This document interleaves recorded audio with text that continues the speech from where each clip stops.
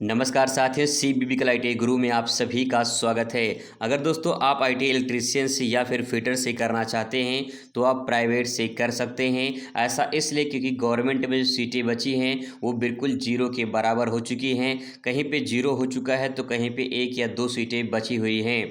अब सवाल ये है कि जो एक दो सीटें बची हैं उसमें किसका एडमिशन होगा, तो उसका एडमिशन होगा जिसका परसेंटेज बहुत अच्छा होगा। ठीक है, और वो पता चलेगा जब रैंक कार्ड कॉलेज में जमा होगा तब।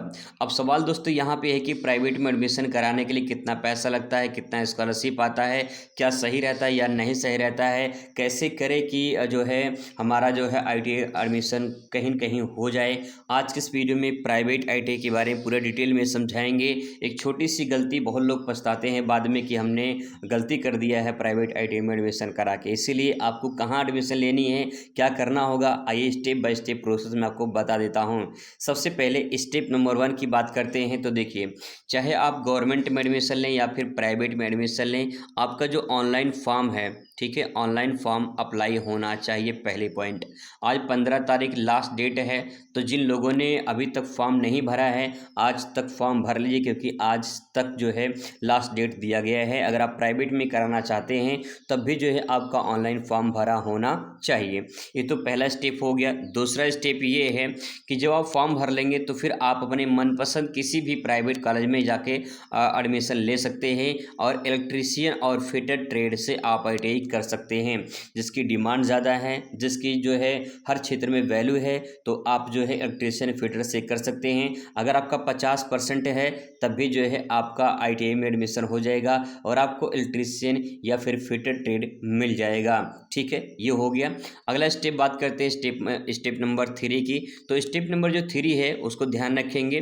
स्टेप नंबर 3 में जब आप कॉलेज में एडमिशन लेने जाएं प्राइवेट कॉलेज में, तो थोड़ा सा वहाँ पे आप उसके बारे में जांच पड़ताल कर लें कि भैया मान्यता प्राप्त है कि नहीं, SCBT से कर रहे हैं या NCBT से कर रहे हैं, ये दोनों आपको पता करनी होगी।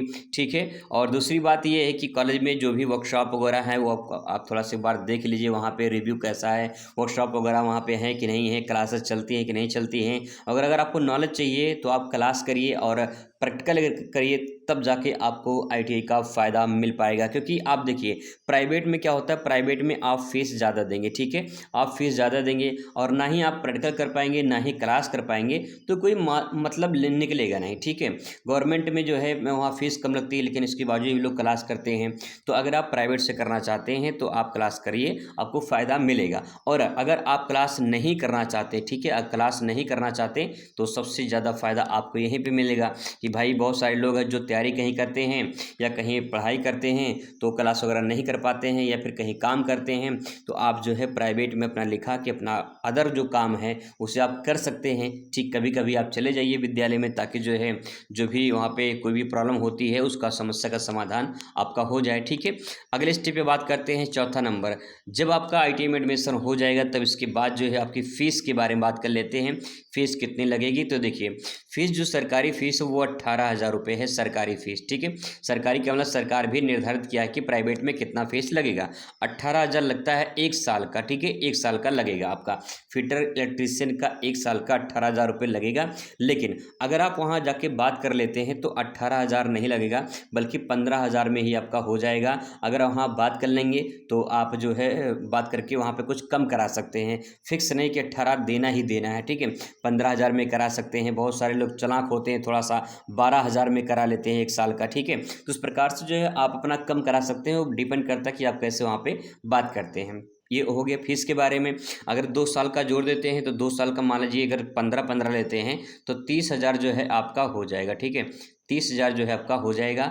अब यहाँ पे पाँचवा जो स्टेप ये है कि आपकी स्कॉलरशिप कितनी आ जाएगी, तो देखिए अगर आपने यहाँ पे 2 साल में 30,000 दिया है, ठीक है, 2 साल में अगर आपने 30,000 दिया है तो आपका मान के चलिए कम से कम 12,000 एक साल का लगभग आपका आएगा। ठीक है, 12,000 लगभग एक साल का स्कॉलरशिप आपका आ जाता है, 12-13,000, और SC ST में लगभग 15,000 के करीब करीब आ जाता है। तो अगर मान लेते हैं अगर आप SC ST में हैं तो लगभग 30,000 आप जमा किए हैं तो 30 का 30 पूरा निकल सकता है, और जनरल OBC में है तो लगभग आधा से ज़्यादा जो है आपका स्कॉलरशिप में आ जाएगा। यानी ITI जो है जो आप करेंगे वो प्राइवेट से भी मुश्किल से मान के चले कि 5,000 में जो है आपकी ITI कंप्लीट हो जाएगी 2 साल में। अगर आपका स्कॉलरशिप आ जाता है तब। ठीक है, ये स्कॉलरशिप की बात हो गई। अब सवाल यहाँ पे बहुत लोग के मन में ये होता है, डाउट होता है कि जो गवर्नमेंट की सर्टिफिकेट होती है, जो प्राइवेट की सर्टिफिकेट होती है, दोनों अलग अलग होती है। गवर्नमेंट वालों की जल्दी जॉब मिलता है, प्राइवेट लोग कम मिलता है, ऐसा कुछ नहीं है।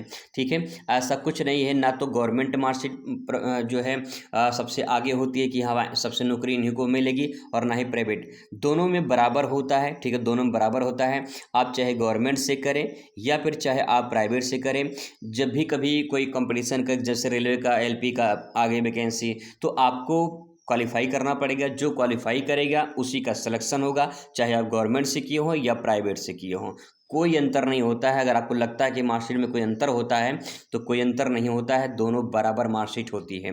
ठीक है, दोनों को बराबर जॉब मिलती है, चाहे आप गवर्नमेंट में जॉब पाएँ या प्राइवेट में जॉब पाएँ, दोनों को बराबर जॉब मिलती है, दोनों की मार्कशीट वैल्यू बराबर होती है। ठीक है, तो दोस्तों ये प्रोसेस था ITI प्राइवेट में कराने का। तो आप यहाँ पे जो है विजिट कर सकते हैं अपने नज़दीकी प्राइवेट कॉलेज में और अपना एडमिशन कंप्लीट करा सकते हैं। मिलते हैं नेक्स्ट वीडियो में। Thanks for watching.